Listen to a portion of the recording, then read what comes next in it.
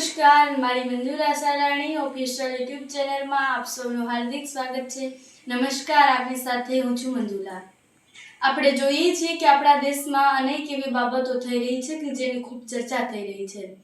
કેટલીક એવી બાબતો હોય છે કે જેના વિશે આપણે સાંભળ્યું હશે અથવા ક્યાંક છાપામાં વાંચ્યું અથવા તો આપણે જોયું હશે. અમુક એ સારી બાબતો પણ હોય છે, પરંતુ અત્યારે સારી બાબતો કરતાં તબાહીઓ વધારે મચી રહી છે. તેમાં આપણા દેશની સાથોસાથ વિશ્વમાં પણ આવું બધું ખૂબ થઈ રહ્યું છે. તેમાં કુદરતી આપત્તિ હોય કે વિશ્વ યુદ્ધો હોય અથવા તો ભયંકર યુદ્ધો આપણા લિસ્ટ પર પહેલા નંબરે આવે છે. કારણ કે ભયંકર યુદ્ધ સાથે જ ખૂબ તબાહીઓ મચી રહી છે. આપણી પૃથ્વીને એટલી બધી બગાડી દીધી છે કે તમે વાત જ ન પૂછો. તેના લીધે કુદરતી પ્રકોપો એટલા વધી ગયા છે કે એની તો આપણે ક્યાંય સીમા જ નથી રહી.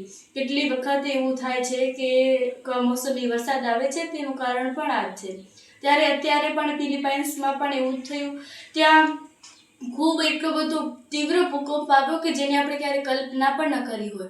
7.8 તીવ્રતાનો ભૂકંપ, તમે વિચાર કરો કે ખૂબ મોટી બધી તીવ્રતાનો ત્યાં ભૂકંપ આવ્યો. બીચ પર બધા લોકો ત્યાં હતા અને સાથે ત્યાર પછી લોકોને ખબર પડી એટલે તેઓએ ખૂબ રાડારાડ કરવા માંડ્યા. સાથે ત્યાંથી કેટલાક દ્રશ્યો પણ આવ્યા જેમાં પાણી ભરેલું હતું, એક ટાંકી જેવું એક હતું ને ત્યાં તેના પર ભૂકંપ આવ્યો તો પાણી એટલું હલતું હતું કે જાણે કોઈ ટાંકીને ખૂબ મજબૂતાઈથી હલાવતું હોય તેવી રીતે પાણી પણ ખૂબ ઊંચું ઉછળી રહ્યું હતું. સાથે ત્યાં સુનામીની પણ આગાહી કરવામાં આવી હતી. ત્યાંની જે બિલ્ડિંગો હતી, વૃક્ષો હતા, તેઓ પણ ખૂબ હલી રહ્યા હતા. સાથે જ અમુક બિલ્ડિંગો તો એવી રીતે પડી રહી હતી જાણે કે આપણને લાગે કે તેઓ તો માત્ર કાગળની બનેલી છે. માત્ર થોડી જ મિનિટોમાં ત્યાં બધે જ ખૂબ તબાહી મચી ગઈ. આની સાથોસાથ ઇન્ડોનેશિયા અને મલેશિયામાં પણ આની થોડી અસર થઈ છે અને ત્યાં પણ નુકસાન થયું છે. આ તીવ્રતાનો ભૂકંપ એ ખૂબ આપણને ચર્ચામાં નાખી દેવો છે.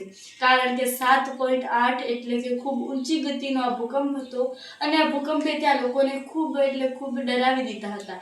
કારણ કે લોકો ખૂબ ડરી ગયેલા હતા. સાથે જ લોકો ખૂબ રાડારાડ થયા હતા.